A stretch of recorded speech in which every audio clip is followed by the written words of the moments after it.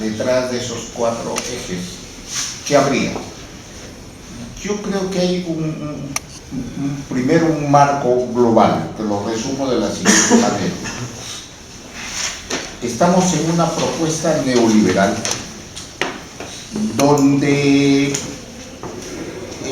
las principales ejes de la propuesta neoliberal es la privatización, ¿no?, la desregulación de la fuerza de trabajo y el replanteamiento de la finalidad educativa en términos objetivos. Yo diría que son esos 3 elementos, ¿no? En términos de objetividad, se busca privatización, desregulación de la fuerza de trabajo y, además de la desregulación de la fuerza de trabajo, una reorientación de la finalidad educativa, ajustándola a los nuevos, al nuevo contexto del sistema, del modelo neoliberal.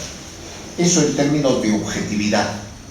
Pero en términos de subjetividad es buscar penetrar 2 o 3 categorías fundamentales.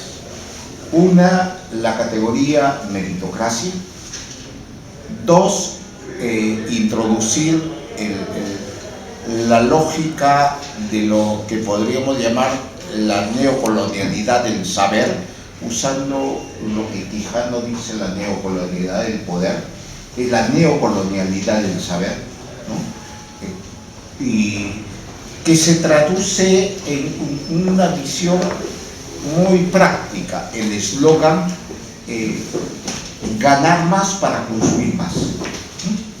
Entonces, penetrar en esas 2 cosas, la práctica educativa.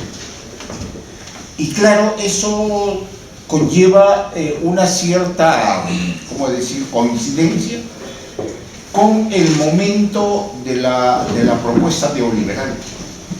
Ellos de lejos han ganado la partida en términos de la objetividad histórica.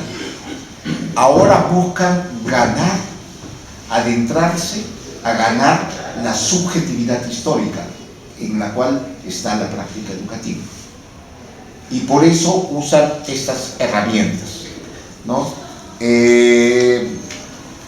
Tengo cifras a montones que grafican cómo ha crecido la privatización de la educación, ¿no? Les doy solamente un elemento. En Lima metropolitana, el 57% de los maestros ya están en el sector privado. Apenas un 43% del magisterio trabaja en el sector público. Entonces, en el supuesto de que hubiera un paro, una huelga del SUTE, ¿no?, y que hubiera un 100% de acatamiento de ese movimiento de fuerza por parte del magisterio, estaríamos hablando de un acatamiento de apenas, ¿no?, de apenas el 43%. Y ahí ya nos surge un primer problema, la incapacidad que hemos tenido las organizaciones de izquierda de levantar el SUTEP en el campo del sector privado. Hemos reducido el sindicalismo simplemente al sector público.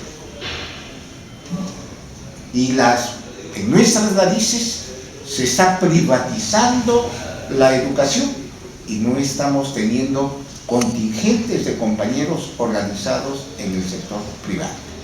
Ese es un primer rasgo importante. La desregulación de la fuerza de trabajo.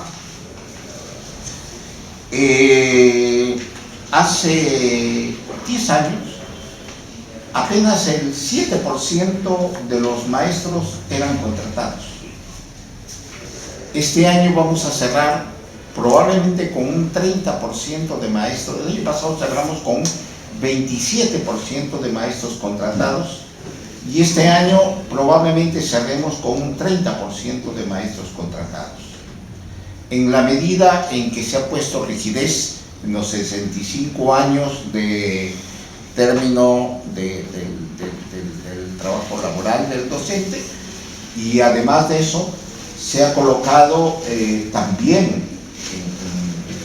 se ha puesto muy claramente no solamente la rigidez de los 65 años, sino también está colocándose una cosa muy importante. Hay un engaño, muchachos, que significa ir nombrando por muchos pequeñas cantidades de maestros. Aproximadamente cada año hay una renovación de alrededor de 8.000 maestros. 3.500 porque son nuevos maestros, o sea, nuevas plazas, nuevos, no plazas, sino nuevos, digamos, espacios de trabajo, ¿no? Pero el resto porque cesaron, murieron, o lo que fuera. Hay 8.000 nuevos maestros que se renuevan, ¿no? Pero de esos 8.000, de cuando en cuando se contratan. Por ejemplo, el ministro Saavedra ya está haciendo propaganda que va a nombrar el próximo año, pero el número de nombrados es ínfimo, ínfimo, y de acuerdo a los estimados que yo tengo, ¿no? ¿Por qué? Porque yo tengo que este año no solamente los cesantes con 65 años van a salir, sino este año van a salir alrededor de 20.000 de golpe, que son los maestros interinos, nombrados interinamente, que están nombrados interinamente, es decir, aquellos que están nombrados sin tener título, ¿no? Esos tienen chepa hasta este año y esos van a salir en términos generales. Y allí que lo que yo veo es que si en este año cerramos en un 30% de contratados, en 5 o 10 años el número de contratados va a llegar al 50% y más. Entonces la ley de carrera pública magisterial va a ser incrementada. Es un engaño, muchachos, ¿no?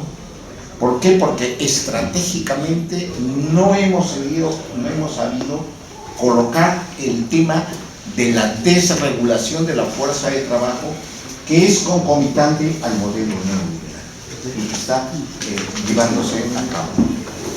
Otro elemento es el bajo, digamos, paulatinamente hay un deterioro de las remuneraciones de los maestros.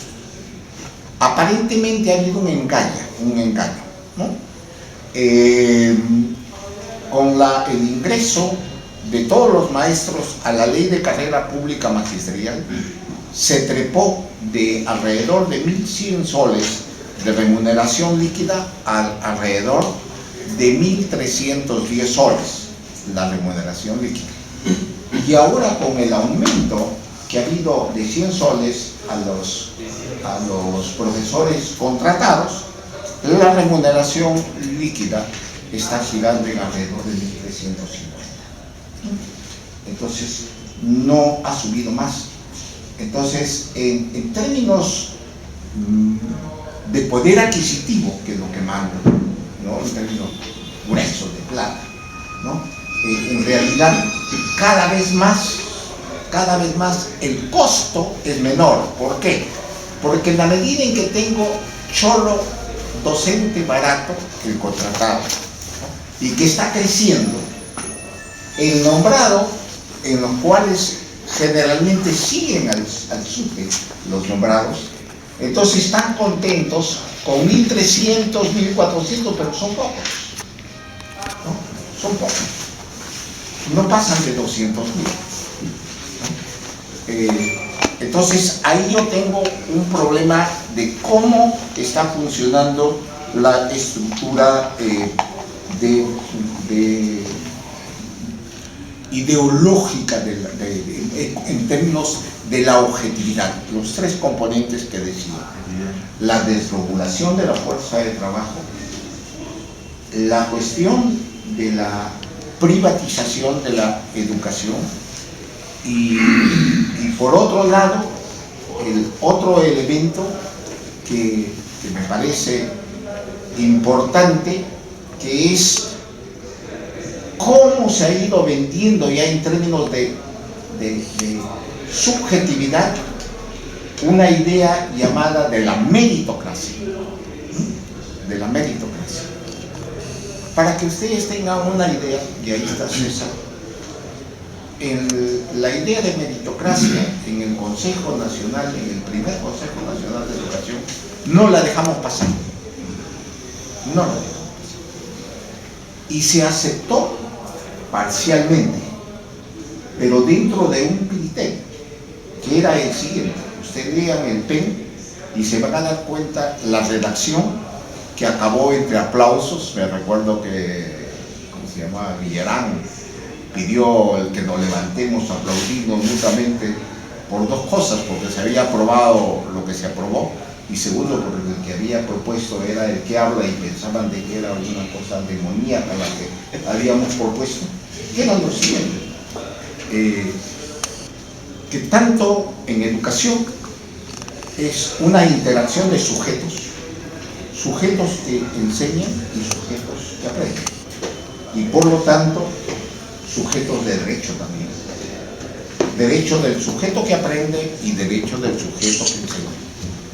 Y la idea en términos remunerativos, y así quedó en el PEN, era la siguiente: que debería haber una remuneración justa como el piso salarial, una remuneración justa como piso salarial.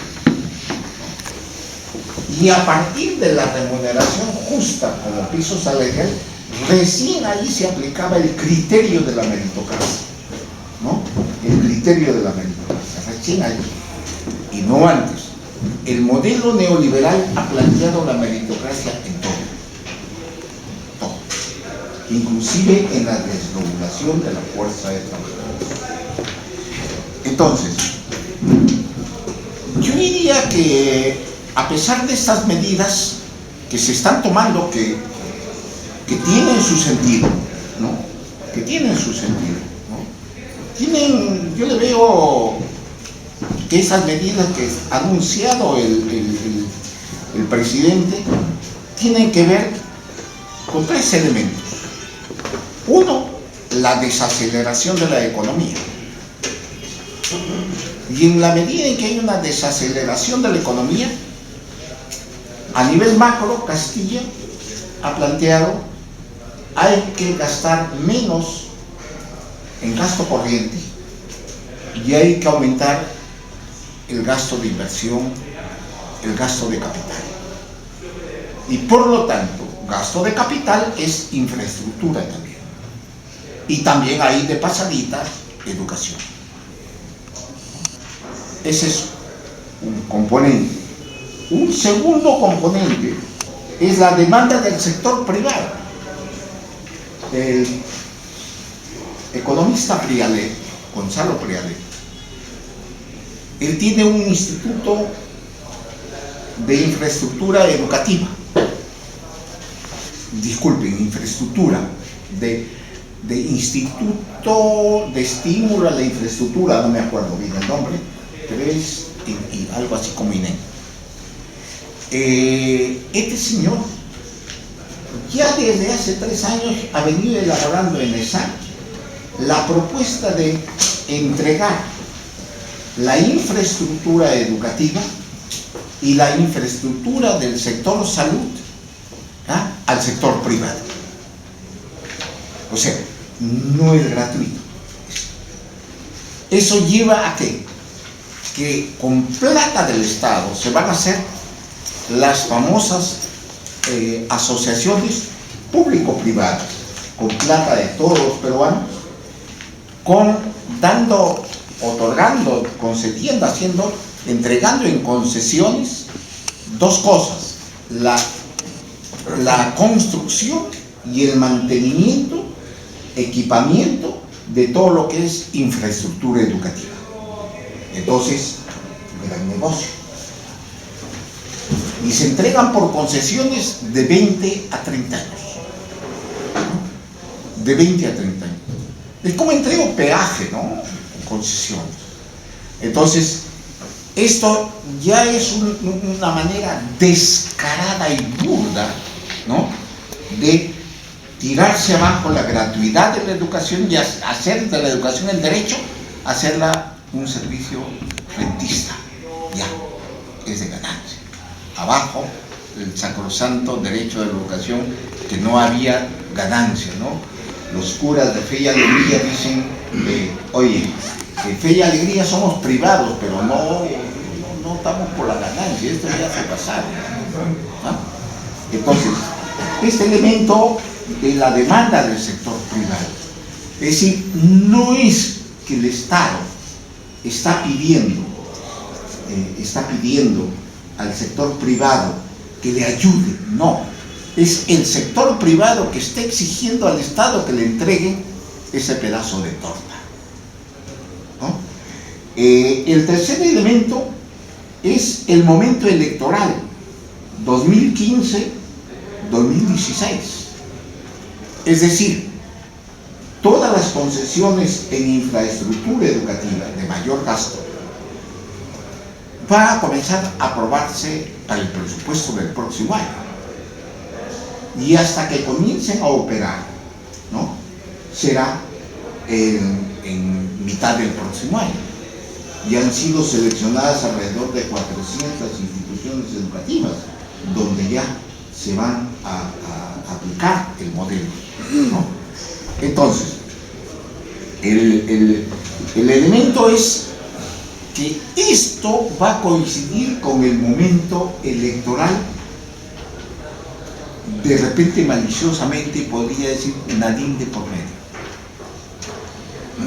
¿Por qué? Porque va a estar en un periodo de maduración de este mayor gasto en infraestructura.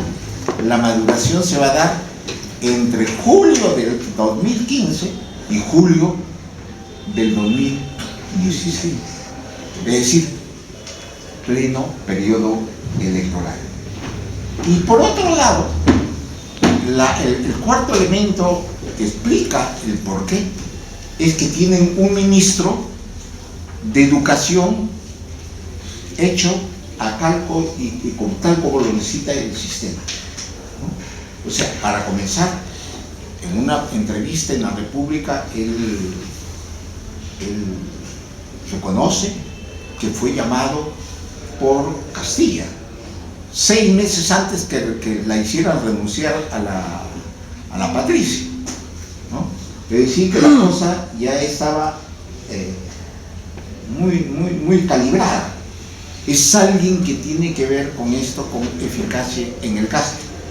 Pero el compadre no está siendo tan eficaz, porque a este mes, hasta el día de ayer, apenas había gastado el 45% del presupuesto que se le ha asignado, lo cual significa que a pesar de ser un economista, no es tan eficaz como se le está pintando, ¿no? Pero por otro lado, esto está generando como un distractor, que es el siguiente. Hay una propuesta curricular en marcha, que es el elemento de formación del capital. Miren, el gobierno de la Patricia, ¿no?, la Patricia Salas, se quedó en logros de aprendizaje. Su cantaleta era para mejorar los logros de aprendizaje, hasta inventaron un día del día del logro. Pero la pregunta es, ¿logros de aprendizaje para qué? ¿Para qué tipo de sociedad? En la reforma velasquista era todo mejores aprendizajes, pero para mejorar en el trabajo, para acabar con la dependencia, etc. Habían 4 fines muy claros. En este gobierno, con Patricia, nunca se señalaron la finalidad de la educación. Con este ministro, sí la cosa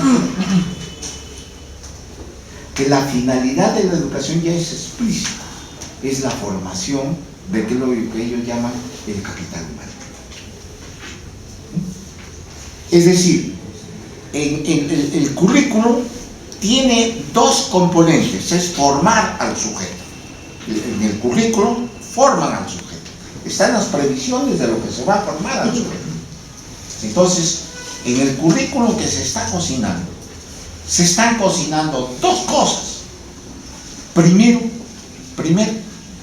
la formación del capital humano, SIC, así, textualmente.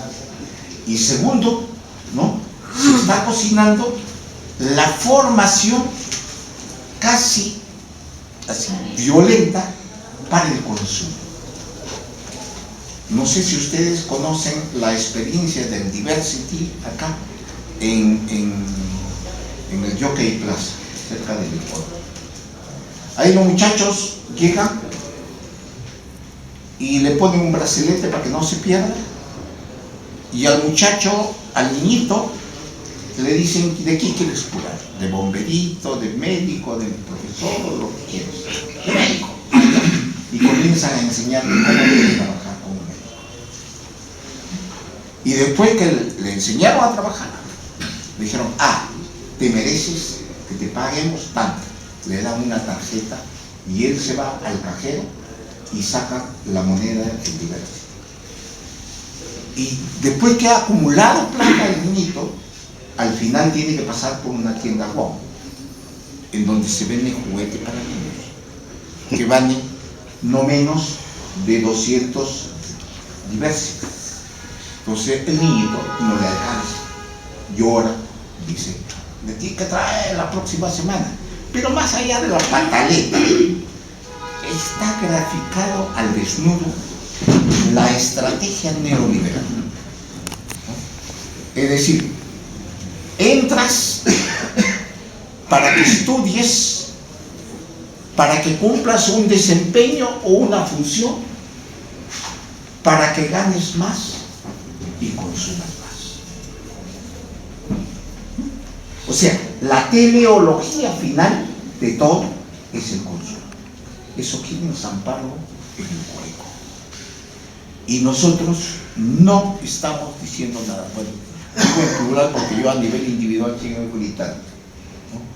Está en marcha el debate, el marco curricular nacional, y la verdad es que nadie me da perdón, pero el ministerio tiene previsto ahora en octubre ya sacarlo a caballazo. Y ahí están todas esas cosas.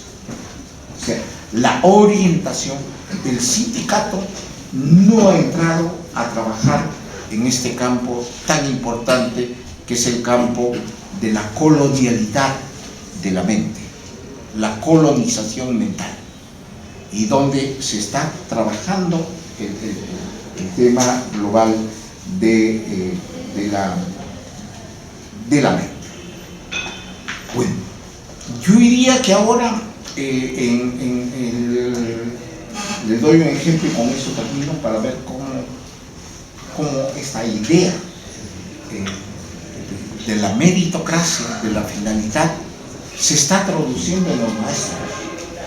Los maestros ya no quieren ir a cursos de capacitación que no les tengan, que tengan créditos para poder tener cartones, para poder a los ascensos, para poder ganar más y consumir más, ¿no? Los maestros buscan nivelarse, ubicarse y quieren también ganar más para consumir más. Pelean por mejores remuneraciones, pelean por la deuda social para ganar más y consumir más. Quiere decir que yo estaría planteando, con mi crítica, de que no hay que pelear por ahí. Yo diría que no. Sino hay que ganarles en la finalidad. Hay que pelear también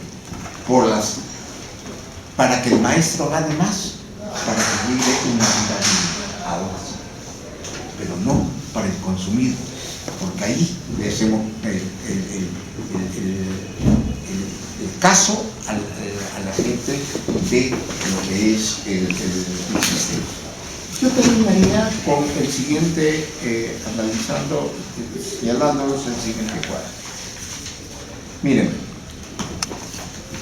creo que hay un prejuicio que se quedó en nosotros en la década, que es un prejuicio, una imagen del magisterio que teníamos del maestro en la década del 70 y del 80.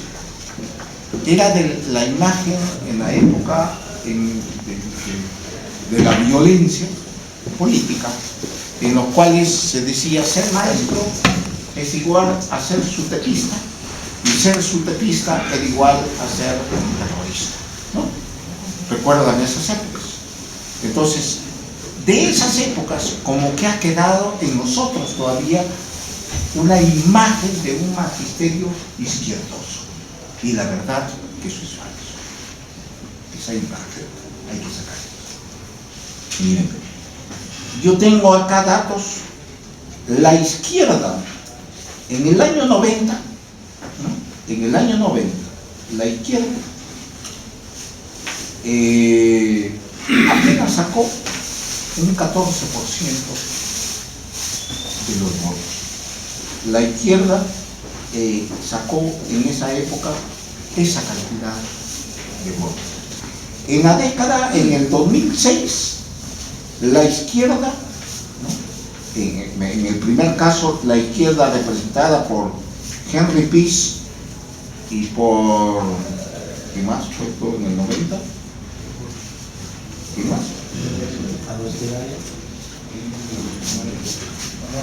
No, estaba ahora. No. Bueno, en el 2006 estaba Alberto Moreno, estaba Javier Díaz Canseco y también Ollanta Humala, vamos a decir que en ese momento estaba con la izquierda. En el año 2006 la izquierda sacó apenas el 20.4% de votación. Y en la votación del 2011 ya no hubo izquierda, hubo centro izquierda, asumiendo como centro izquierda a Ollanta Humala en primera vuelta. En primera vuelta sacó el 40%.